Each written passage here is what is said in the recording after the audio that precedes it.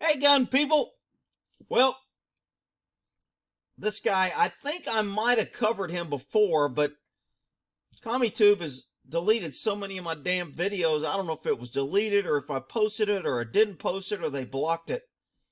But I'm getting this from YouTube, so maybe they don't block it. But then when I add my comments, they may block it. So, because this guy is Mark Robinson, and he was addressing the Greensboro City Council on a gun show ban.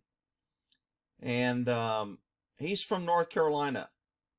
So I'm going to comment. So if you want to go watch the video without me commenting, go on, use your little 2 brain cells and go search it. And don't be asking me, where's the link? Why did you leak it? I don't want to hear you talk. Shut up, you freaking crybabies. All right, look, this guy says some good things, but I'm going to disagree with him. And I agree with most of his stuff.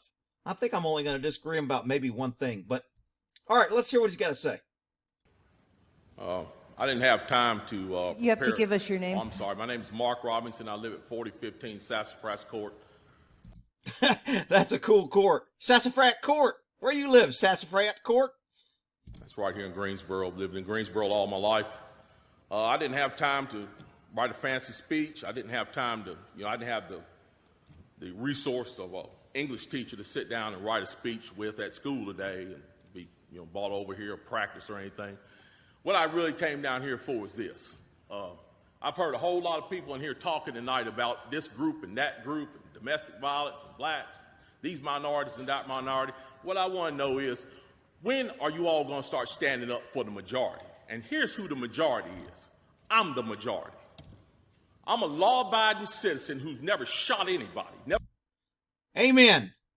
That's the problem with politicians, is they use a crisis to seize power and to circumvent the Constitution because they know the Constitution restricts their power. So how do they fear the stupid little scared humans into thinking that we need them to protect us from that mean Constitution? We use a crisis, and they don't protect the majority.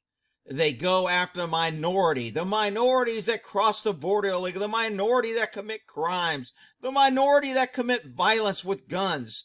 That's who they try to use as an excuse to take guns from good people like this guy who is right. He's the majority. Never committed a serious crime, never committed a felony. I've never done anything like that. But it seems like every time we have one of these shootings, nobody wants to put the blame where it goes, which is at the shooter's feet. Amen. A gun is a tool. You don't blame the car for drunk driving. You don't blame the spoon for being overweight. You don't blame the pencil for misspelled words. But when it comes to guns, you always blame the gun instead of the person using the tool. You want to put it at my feet. You want to turn around and restrict my right, constitutional right that's spelled out in black and white. See, the problem with the constitutional right, people like to say, we got a constitution, it's a right. The Constitution is a piece of paper. I'm sorry, people. Constitution don't give us anything. If the Constitution gave us something, we should be able to pull out a copy when government's tyrannical and abusing and doing things illegal and go, hey, here's a copy of the Constitution. It's my get out of jail card. I'm just going to walk away now. Constitution is a piece of paper. Unless people are willing to fight, resist crooked government, push back, and stop them from ignoring it, it's nothing but a piece of... Rick, you can't say that! That's our country, and you're just... Well, I'm just telling you the facts. You can hate me for saying it. You want to restrict my right to buy a firearm and protect myself from some of the very people you're talking about in here tonight. It's ridiculous. I don't think Rod Serling could come up with a better script. Rod Sterling's from the Twilight Zone. For those that don't know he's been around for a while, so he remembers the Twilight Zone. But some of the people, liberals, like, who's Rod Sterling? Somebody look him up. It does not make any sense. The law-abiding citizens of this community and many communities around this country, we're the first ones taxed and the last ones considered and the first ones punished when things like this happen. Amen to that. And you know why? Because good people are busy working, trying to comply with all the freaking laws, trying to keep government out of our business, trying to be self-sufficient, pay our taxes so we'll be left alone, and just owning guns to protect our family and what we work for, and against tyrannical governments, trying to do the right thing, and we don't have time to go out and burn down cities when they do something we don't like. We don't have the time to threaten politicians, make it a career to go out and cry and all these briefings and protest and hold up our pink signs and want all 14 different bathrooms that everybody should be able to choose and allowing men to use little girls' bathrooms. We don't have time for all that crap. Government, just stay the hell out of our business and leave us alone and follow the Constitution and we'd be fine. But government can't do that. And anyone that understands government knows that. People want to get on me for hating on government, think I'm anti-government. Everyone should be anti-government. Government is a leech on society. All it does is take from others, tries to redistribute, try to play the hero, try to tell us how much we need them, and they restrict and destroy freedoms. That's the problem with government.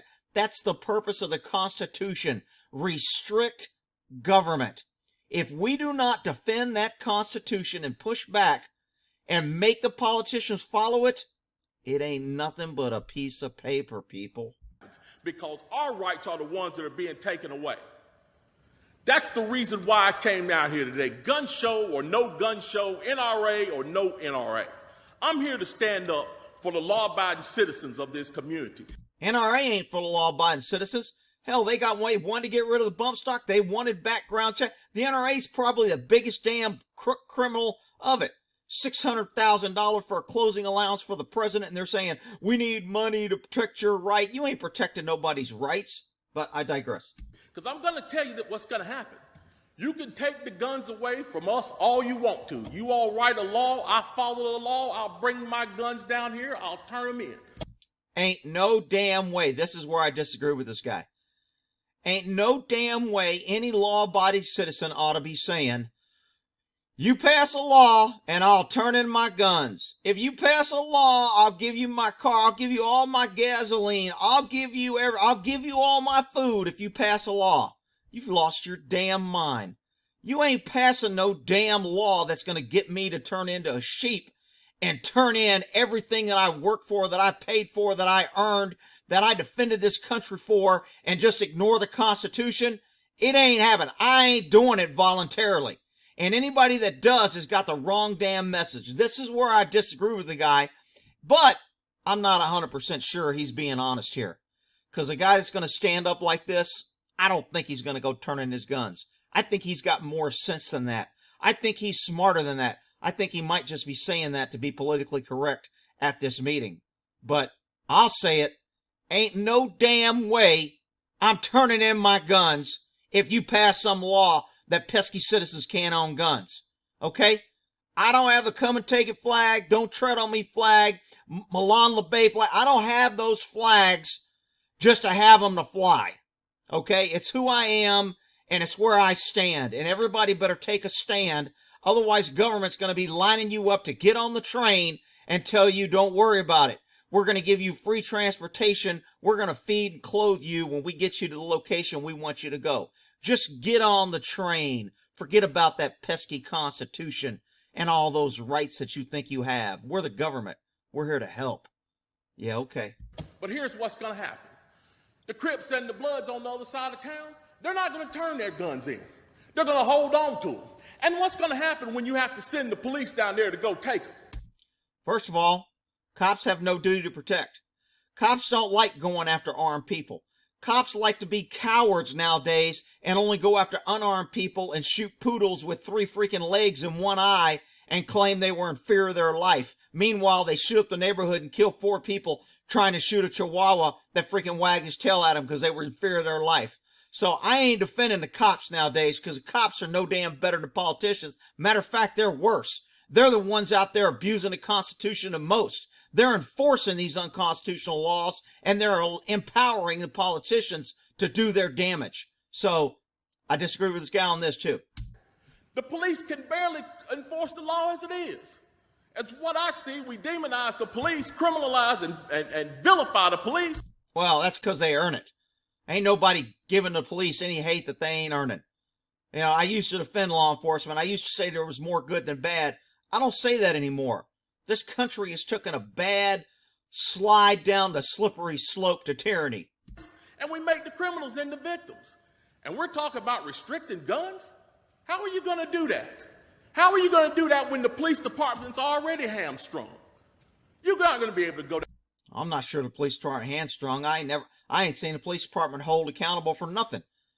They're out there shooting people left and right, burning down houses. I mean, how are they hamstrung? Somebody tell me how law enforcement is hamstrung. They have a choice to go out there and go after criminals or go after law-abiding citizens and treat them like criminals. And what do they choose?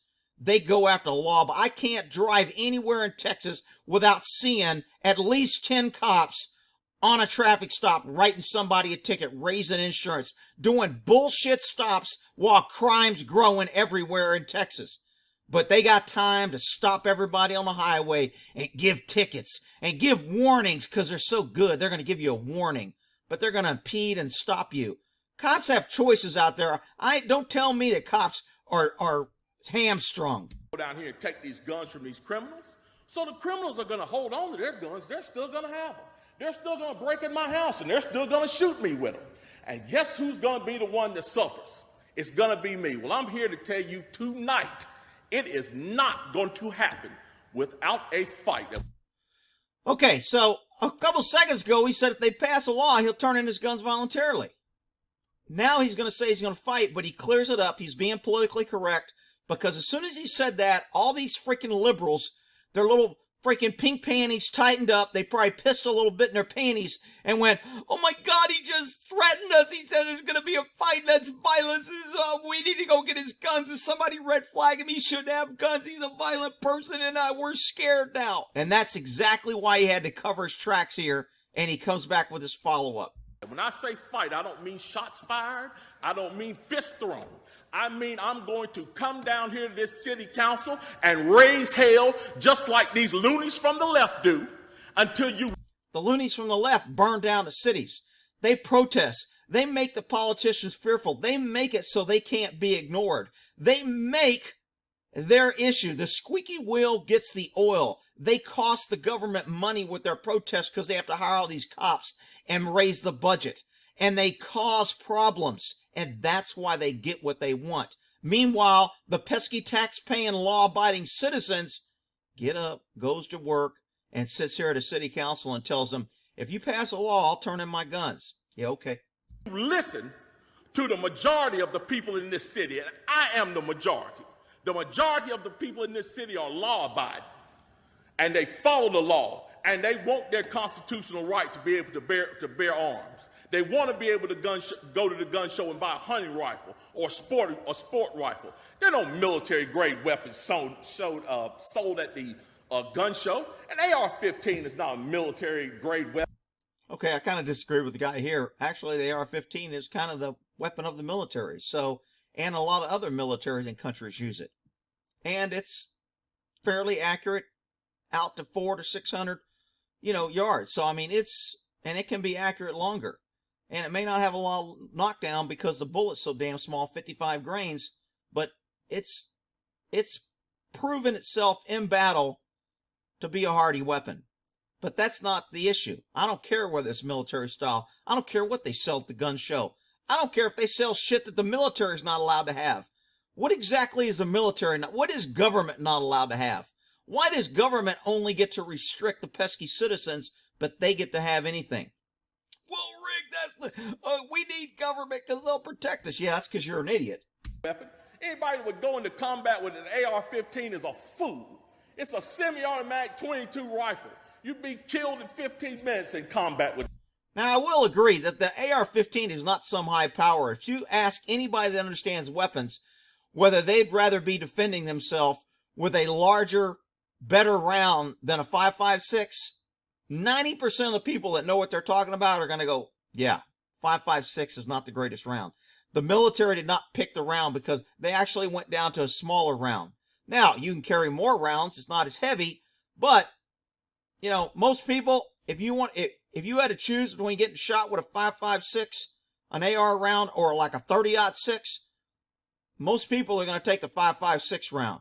Most all hunting rifles are stronger than the 5.56 round. But people that make these laws and that create this fear, they don't understand firearms or ballistics or bullet weight or mass or spin rate or bullet velocity. They don't understand any of that shit.